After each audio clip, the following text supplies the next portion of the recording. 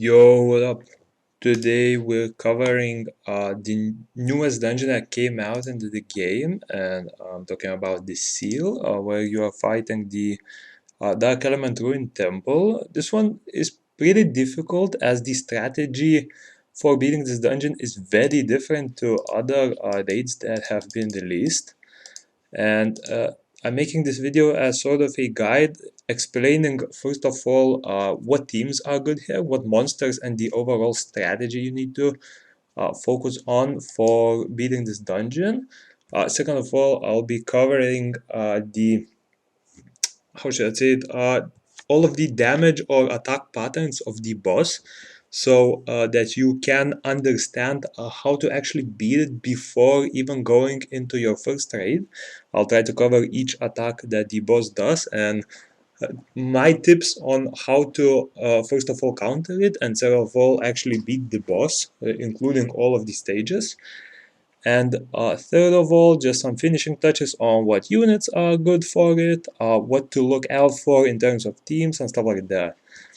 So first of all, the Ruined Temple, it's a pretty difficult boss and you need 6 people to actually battle it. Well, rather, you don't need all 6 people, but it is recommended to get all 6 people into the fight.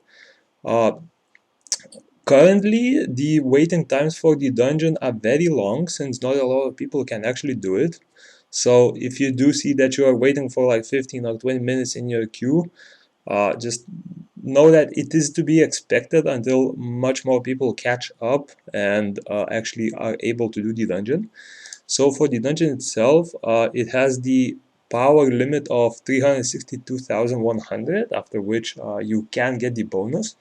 However, since the dungeon is of dark element, you can actually improve your power a little bit by going with a light element summoner. For example, see that I've selected my light element and my light element actually has the highest power weapon. Just with the light element alone, I'm getting a bonus of almost 21,000 power. So uh, you can use it to enter the battle and later on switch to the element that you are mainly playing with. So for example, for me, Fire Cleave is the only one that has damage over time, so I use him. I don't use the light element to enter since I already managed to get up to the power limit that's needed. And the team that I use for the dungeon currently is something like this. Of course, he's currently unruined, but he usually gets my economy as runes. And yeah, it looks something like this. It's currently sitting at 390,000 power, which is more than enough. Bastet, I can swap out for something else like a healer or another daughter that I'm still working on.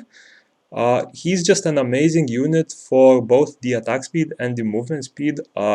First of all, allowing stuff like the Wind Ifrit to land more of those dot extensions, since his first skill simply extends the duration of the dot effects on the boss. And the movement speed allows you to dodge all of the boss's attacks way more easily, since you need to do a lot of dodging, a lot of walking behind skills and side skills and stuff like that. So yeah, for the team, usually you want to bring a few safety units like a Bastet. Someone can bring a healer or two in case you do take damage. A Bernard or two is definitely recommended to at least get a decent level of movement speed bonus and avoid a lot of those attacks.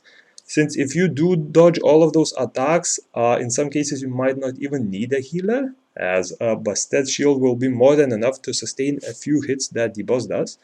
And of course you will need a unit that does damage over time or someone else contributes to the team. So for some units that do get that effect, so the easiest obtainable is of course the Wind Ifrit, as everyone got that from the event. If you didn't, a few other units are pretty easily obtainable. So for example, for the fire element, I believe the Fire Pixie actually has a decent skill where her second, I believe, yeah, second skill applies burn and her third skill actually explodes the burn, meaning that it instantly does all of the burn damage that the boss has. In some cases, if you are using the Wind Ifrit, it's sort of a beneficial thing, but in some cases it might be a bad thing. So it mostly depends on the team that you are using. As for other units that are really great here, so the Diamars is pretty easily obtainable as well and has a certain frostbite ability. So as you can see, 3 hits for 62% chance to apply. Wait, rather, no, this is the freezer. Let me see. Oh, it's the third skill, yeah. Level 1 frostbite here. I believe his ultimate also has some frostbite. So yeah, you'll have to search for the units that you currently own. I'm not going to cover all of them, as a lot of them are also net 5s, which I simply don't own, so I can't recommend on them. I know the fire Ifrit also has a decent burn effect, as it's on the first skill actually, and you can constantly land those burns using the first skill if you build a lot of attack speed. As I said, the wind or the fire pixie is a decent unit. I believe he might be a decent one, although I haven't read his skills too much. As for the other ones, of course, you can look at all 5 effects. So essentially it's burn, bleed, frostbite, poison, and electric shock. So for bleed, it's a lot of various elements. I know that bleed is one of the abilities that the fire cleave actually has. And if you are a cleave player, you should be using the fire one, since that's the only damage over time that you have on a skill 3. For Frostbite, of course, there are a bit more options. So Tiamar's is a decent one. I know that the Water Imp champion has very decent Frostbite abilities. For other skills, of course, Electric Shock is mostly for the wind units. I'm not sure which of them, apart from the Ifrit, have a decent one, so you'll have to look into the skills themselves. And for the poison is probably the dark units mostly. Yeah, I know that the dark, what's it called? The dark, this guy. The Grim Reaper has decent dots, and I've seen some people using him as well. But yeah, for the units, you'll have to do a little bit of research on what you can build currently. If you are having trouble building it, of course, at least go for the standard bits of like Bastet and with Infrared. Since you found and hopefully you found the events for them, you will have decent buck levels, as well as some skill ups to either skill them up or awaken them past level 9. This will allow you to get a little bit more power and contribute to the team that way. And as for the dungeon itself, I'll go to a pre-recorded video that I've done on the release date, I think, or maybe the day after, of us attempting to do the dungeon. This was my first attempts at it, so my team definitely wasn't fleshed out yet. I see I used the Dark Hard, which I've now since replaced with Bernard, since his main use here was the third skill, providing attack speed. And since Bernard does have attack speed as well, I felt that Bernard was just simply a little better option here. So yeah, and for the team, as you can see, we have a lot of decent daughters here. So for example, we have 3 Tessarions who constantly land the burn. We have around 3 Wind Ifrits, a Tiamars here. We also have a Rusa for some safety. I believe there is a total of 3 Bastets. There's also 1 healer for Chloe.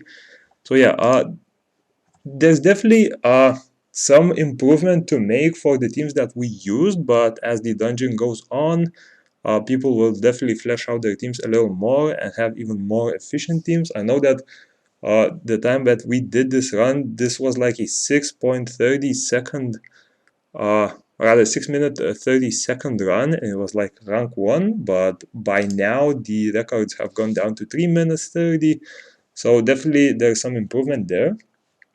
But it does not change the fact that the boss's attacks will not be different, so I will be using an older run for it.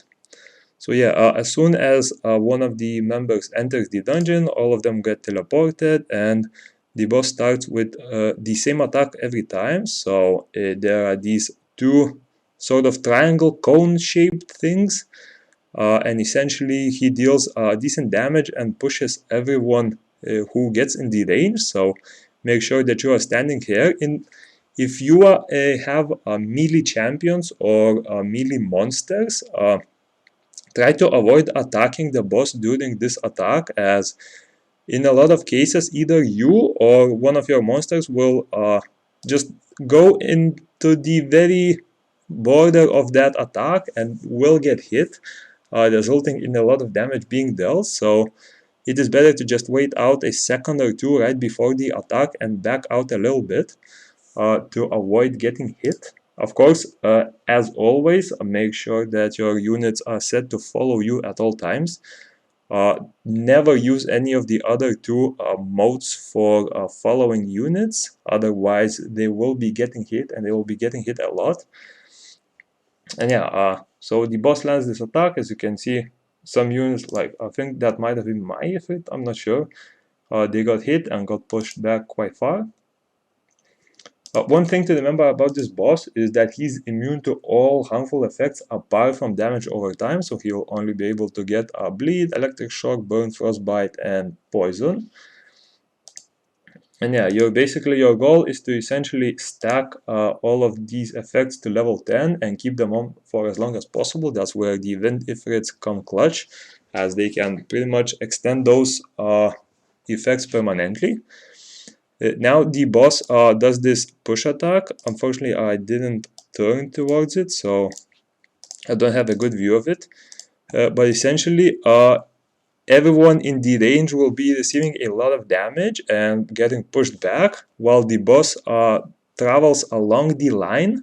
So whenever you see this attack, make sure to get out of the what's it called, a rectangle that he shows up, and walk towards the boss along the danger zone that he provided. That way you are able to get attacking way faster after he uses the attack, and especially if you are a Wind Ifrit user, you'll be able to extend those debuffs, as if you don't attack for a few seconds, he might lose those debuffs, and there will be a lot of work of applying them again.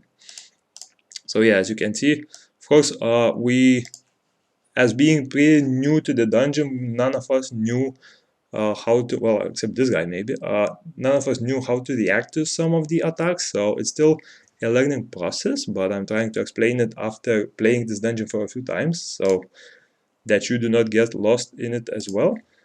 This attack, actually, he splits the sides on the left side and on the right side. So first of all, he attacks on the left. He will do a big range attack here as well. So first of all, he of course damages units. This one deals way more damage than the rest of the attacks, so make sure to not get hit by this, as well as pushes back the units. So he launches this attack, and around a second after, he'll launch the same attack on the other side. So be prepared to have a few dashes ready, or at least have a Bernard for that movement speed, so that you are able to quickly move over to the other side. So yeah, as you can see, he hits there, and a second later he hits on the other side. A lot of units got pushed. As you can see, my Bastard got caught in it. He does strip, with this attack, he does strip all beneficial effects. So make sure to not get hit a lot of times, as you will be suffering for a little bit in that case. All bosses attacks, of course, also destroy HP, so be careful to not get hit a lot, as in some cases you might be losing up to like 20 or 30% of your total HP, which will make it that your units are a little bit squishier than before entering. And yeah, for the attacks, as you can see, now this boss is starting to repeat his attack pattern, so that same two-sided triangle sort of attack. And yeah, let's see what other attacks he punishes. For the first few minutes, he will be pretty much reusing all of those attacks, so your goal is to do as much damage as possible in that time. So as you can see, yeah, he's using that same attack where he attacks in two sides, one after the another, and repeats the same attack again. So I'm gonna be skipping a little bit here, since his attacks are starting to repeat until a new attack is added. There we go. This is where he begins to use an attack of create. The video is lagging again. Yeah, he will create a circle and jump into it, and followed by that, yeah, so this one, he jumps, and right after he releases an aftershock from that outer circle towards an even bigger range. And essentially, once he starts this attack, always be close towards the attack range, as you'll have around like 2 seconds to move into the circle, where you will be safe. Otherwise, you will be getting hit, and you will be getting pushed back quite a bit, not being able to contribute to your team. And he will use this attack like 5 times or so. So yeah, whenever he starts it, try to stay close towards the outer circle of the ring. However, make sure to not get hit by the boss. As you can see, 2 of my units got hit, and they got their shields broken, as well as 20% like HP damage, and some of their HP got destroyed. And yeah, for the moment, the boss is doing the same attack. As you can see, everyone this round was pretty good already, so that was nice. Yeah, this attack again, and soon he will be launching new attacks. There you go. Now the boss itself will continue using the same attack patterns from the first phase. However, you will see a lot of these suicide bombers appear on the map. These essentially insta-kill your teams, so you want to avoid them at all costs. And 2 ways to avoid them is to either move out of the range, and in most cases this will be the better option, or you can actually go and damage those suicide bombers, and if you kill them before they explode, you will create a safe zone in that area, preventing you from taking any damage. In most cases, it's not worth going for it, just in case you do die, but there are some cases where those suicide bombers cover a very big part of the map, and the boss might be covering the remaining of the map with his attacks. So you will need to destroy one of those suicide bombers to have a place to stand on. In those cases, try to do it as soon as possible. Those suicide bombers do not have a lot of HP, so most of the time you will actually be able to destroy them alone, as long as you have some damage on your team. But yeah, for here, we just try to dodge them. I know some people might go to destroy them, and it's of course not a bad option. In most cases, this will allow you to damage the boss a little more faster, since the boss does like to jump into an area covered by the suicide bombers. As you can see, yeah, we destroyed one of the suicide bombers, and that area instantly got saved. And right after, I wonder if this guy survives. Yeah, as you can see, suicide bomber attack launched, and the guy got instantly one-shot. And going back a little bit, I think this is where I got caught as well. You see this sort of a wave pattern slowly charging. It charges really slowly. However, this attack is pretty deadly as well. And if you do have shield, it might bring you to like 20% HP, but in some cases might actually kill you as well. As soon as this launches, it's not the final range you can see here, and it will actually extend all the way up to the end, or at least the very long range towards the same direction. And the best way to dodge it is to actually go either to the side of the wave or behind it. So behind the wave is of course the optimal way, as in most cases, if not covered by the suicide bombers, you can still be damaging the boss. I think some of my units got caught, and let's see the damage. Yeah, so my Ifrit got instantly wiped. Some of the units, they broke through the shield, and Bastet was left at 56% HP, so that's a lot of damage taken as well. But since she was tanky, she was able to sustain it. So whenever you see that attack, make sure to go behind the boss. If there's no ability to go behind the boss, at least try to go towards the side of the attack. This attack is different, however, it's not much different strategy on how to dodge it. Essentially, it will be a safe circle next to the boss and a damage circle outside of it. very similar to the one where he jumps. However, the jumping part is skipped, and instead he just charges an outer circle attack. So for it, you simply go into the inner range of the boss and can keep damaging it while he charges, and no damage will be taken if you are inside it. He also, of course, cleanses the debuffs with that attack, so make sure that you do have units that can still apply it. And yeah, you can see another one of those wave attacks charging, and this is where you'll start getting that a little bit difficult attack patterns, as the boss can attack as well as those suicide bombers will try to ruin your combos in general, since their placements can be a little annoying. In this case, we still have a decent way to attack from here, so it's not too much of an issue. But I believe, yeah, one guy was there to destroy it. As you can see, the destroying part is super easy, as he do not take a lot of damage to kill. And yeah, I'm trying to switch the dead unit with whatever I could for that part. It's best to have a few other units ruined up, as some of your units might die simply due to a bad following AI. So make sure to have something like a healer, another dot option, or any other support unit that could help out. So for example, in my case, I switched to Konamiya, since Konamiya can both boost Bastet's Kroa's third skill as well as my third skill, which allows me to apply a little bit more damage over time effects. And yeah, the boss itself, he will be getting close to using his main ability. Yeah, at around 40%, he jumps into the middle of the area, and he will summon sort of a artifact. Yeah, as you can see, it's right here.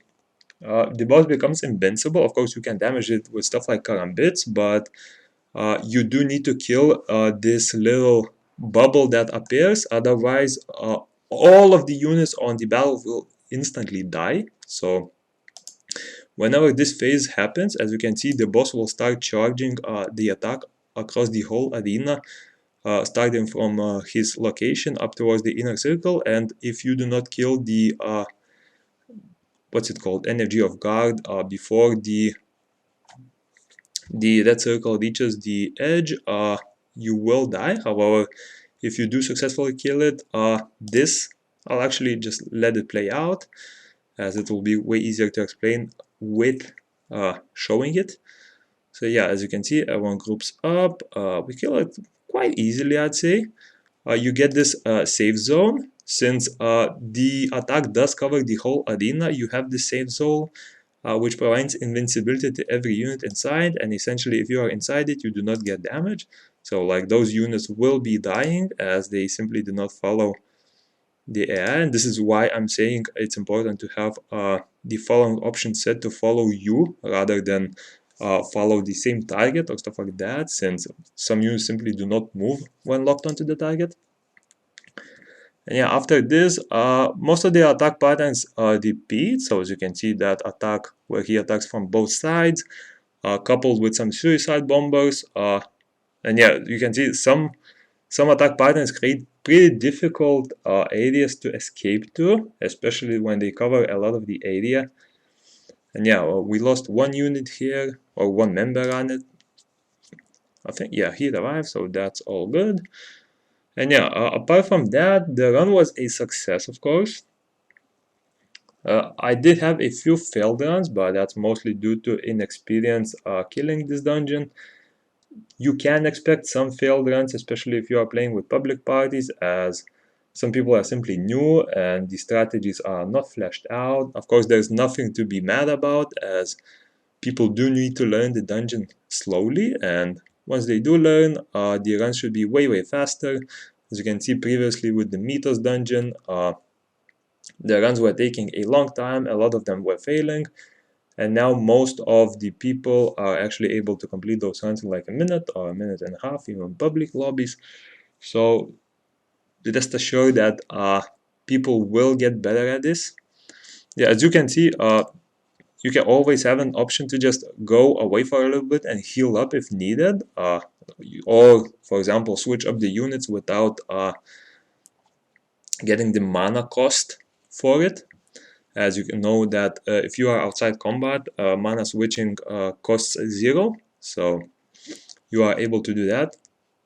I'll also towards the end show you a super OP strategy that we actually discovered yesterday, where you can actually cheat the boss's AI to not attack you anymore, allowing to simply a little slower, but damage him from like 50% to 0 without much effort. So make sure to stay tuned for that. And yeah, for the boss, I'll try to skip a bit, as the attack patterns here are pretty much the same. As you can see, yeah, suicide bombers create a lot of difficult patterns where the boss simply goes away, and by the time you attack the boss, some of the effects might end, especially if they haven't been extended for a long time. And yeah, just skipping a bit. No new attacks in the meantime. We did get a second guard. If you kill the boss faster, you only will get one of the guards. But yeah, a few units die again. Looks like they survived, that's good. And yeah, just going towards the end. Pretty similar there. A bit more people died out, so of course towards the end, even my units died out quite a bit. But since it was like 2% left, I didn't even bother switching, as long as I could land a few bleeds on everyone and get the Bastet shield on my teammates. It should be good. And yeah, the boss is dead. The rewards range quite a bit, actually. The highest end, you will get like 5-star for awakened gear. You can also get 5-star 2 awakened gear. 5-star gear and even lower stuff is mostly crafting materials. I think I rolled 41, so that's like pretty bad stuff. I think the 5-star for awakened gear starts at like 90 points. Something like 80 and above gives you a 5-star and 2 awakened gear. And of course, the lower you go, the worse the rewards will get. So the rewards will be shown on the side. So yeah, as you can see, 83 points got a 5-star 2 awaken. 62 and 45 got 5-star legendary gear, and the rest do get pretty low rewards. So these are mostly used for crafting. The box will contain a gem or a book of some sort, but from my experience, those gems that you get there are usually green or blue rarity, so definitely nothing special, and you in most cases will have access to higher ones, or at least the equal tier ones already. And real quickly, I want to show you one cheap strategy which we actually discovered yesterday, or rather I discovered. I'm not sure if others did. So yeah, this was our run. As you can see, I'm finally using a proper team here with Bernard instead of Krova.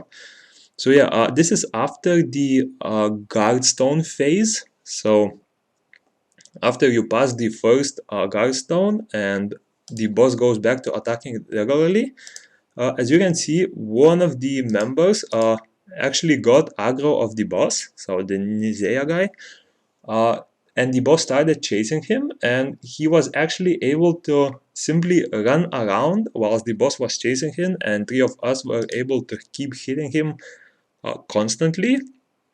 This means that the boss did not use any of his abilities, making the attacks way easier.